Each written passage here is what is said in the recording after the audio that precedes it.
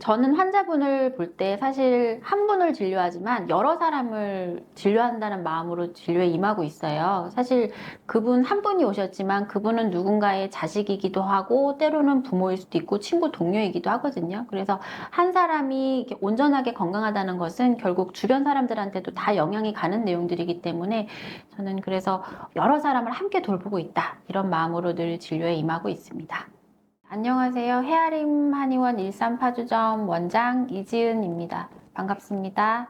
네, 저희는 한방신경정신과 질환을 주로 진료를 하고 있습니다. 공황장애, 불안장애, 수면장애, 자율신경 실조증, 강박증 다양하게 내원을 주시고 있고요. 그다음에 소아청소년 기준으로 하면 ADHD나 틱 장애 이제 이런 내용들로 많이 내원을 주시고 있습니다. 우선은 이제 환자분들 내원하게 되면 호소하시는 증상 정도가 정말 전부일 수도 있고 또는 일부인 경우도 있어요. 그래서 종합적으로 어떤 상태인지는 명확하게 파악을 해야 되기 때문에 뇌기능 검사라든가 SCL 간이신경 정신 검사라든가 또 이제 한방적인 문진 등을 통해서 지금 어느 정도에 와 있고 어떤 치료가 필요한지를 좀 체크를 해서 치료 계획을 세워드립니다.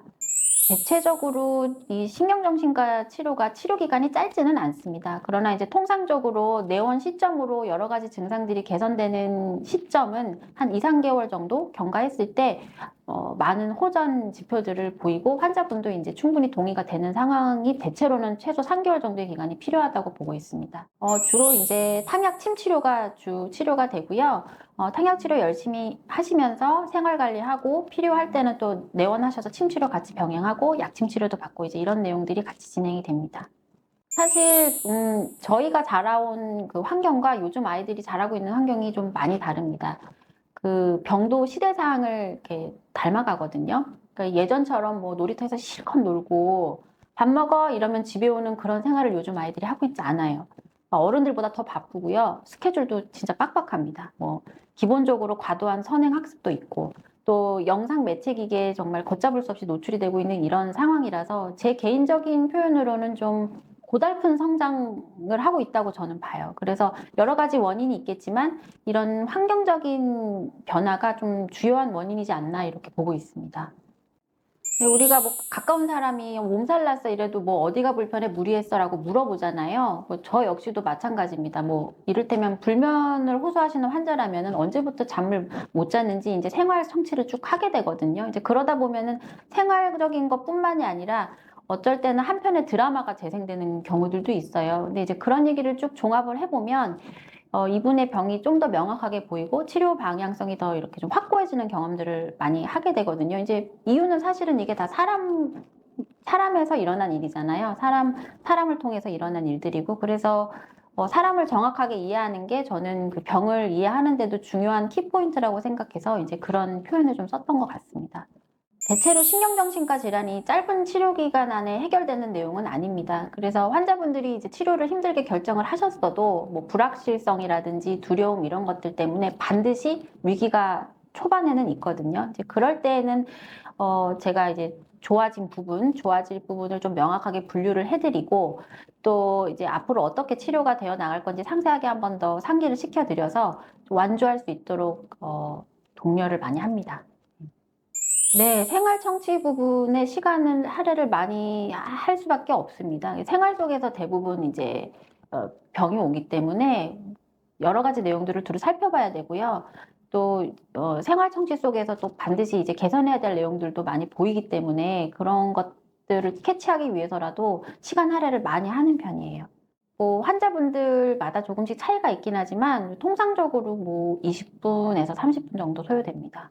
그 치료에 최선을 다해도 그 호전 속도가 느린 경우가 있어요. 이제 보게 되면은 환자 주변에 이런 그 여러 가지 생활 변수들이 있거든요. 이제 그런 것들을 종합을 해야 되는데 이를테면은 전쟁에 나가서 부상을 당했는데 나흘만 하면 또 전쟁터에 나가는 상황일 수도 있는 거예요, 환자가. 그런 변수들이 있기 때문에 이제 그런 건 치료의 한계가 좀 있지만 대신에 제가 이제 생활 관리 부분에 있어서는 치료 예후에 도움이 되는 이제 생활 습관들이라든지 고쳐야 될 것들은 좀 적극적으로 개입을 하는 편이고요. 이제 명목상 생활 청취, 생활 관리지만 실제로는 잔소리를 많이 합니다.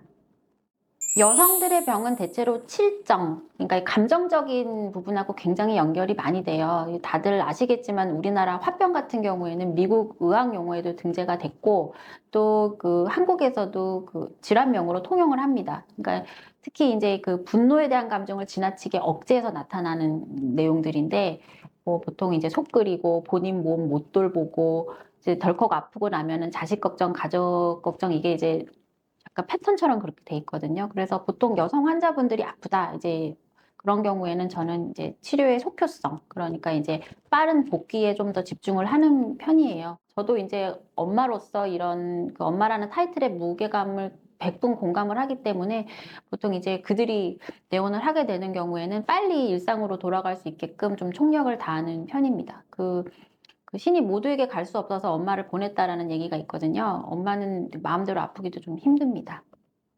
11세 여아 환자였어요. 이제 부모님이랑 같이 내원을 했는데, 뭐, 품행장애라든지, 그리고 뭐, 잦은 결석, 그리고 뭐, 이제 자해시도 이런 것들 때문에, 뭐, 이제 진료실에서도 뭐, 이제 입원을 고려할 정도의 내용이라고 이제 막 아이를 이렇게 강하게 밀어붙이는 모습들을 봤는데, 실제로 제가 분리해서 이렇게 상담을 해보니까 아이는 충분히 소통이 가능한 케이스였거든요.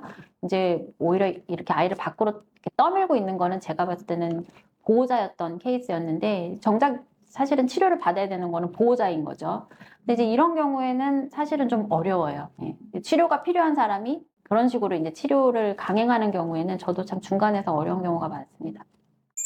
가장 인상 깊었던 케이스는 이제 20대 여성 성인 틱 환자분이었는데요. 이분이 어릴 때부터 이제 틱 증상이 있으셨어요. 그러다가 이제 적절한 치료는 받지 못하시고 성인기까지 넘어간 케이스였는데, 이제 졸업 앞두고 뭐 면접도 봐야 되고 취업도 봐야 되는데, 본인 증상이 이제 큰 장벽처럼 느껴진 거죠. 그렇게 해서 내원을 하시게 됐는데, 굉장히 틱 증상이 심하셨어요. 그러니까 틱 중에서도 거의 이제 끝에 와 있는 상태여서 제가 여러 가지를 살펴보고 이제 치료 설정을 한 1년 정도 계획했던 환자분이었는데, 생활 관리도 정말 열심히 하시고 또 이제 치료도 잘 따라와 주셔서 9개월 만에 이제 치료가 종결이 됐습니다. 근데 이제 그러고 나서 그 환자분 어머니로부터 이제 원하는 곳에 이제 취업이 되었다라는 소식을 들었을 때 좀 많이 뿌듯했던 것 같아요. 내가 스스로 돌보고자 하면 몸은 반드시 좋아집니다. 대부분의 환자분들이 반복되는 증상, 또 이제 막연한 치료에 대한 두려움, 이런 것들 때문에 올바른 치료 선택을 하기가 어렵거나 또 때로는 치료 적기를 놓치는 경우도 많습니다. 헤아림 한의원 일산파주점에서의 치료 시작이 일상 복귀를 한 걸음 더 앞당기는 전환점이 되었으면 합니다. 감사합니다.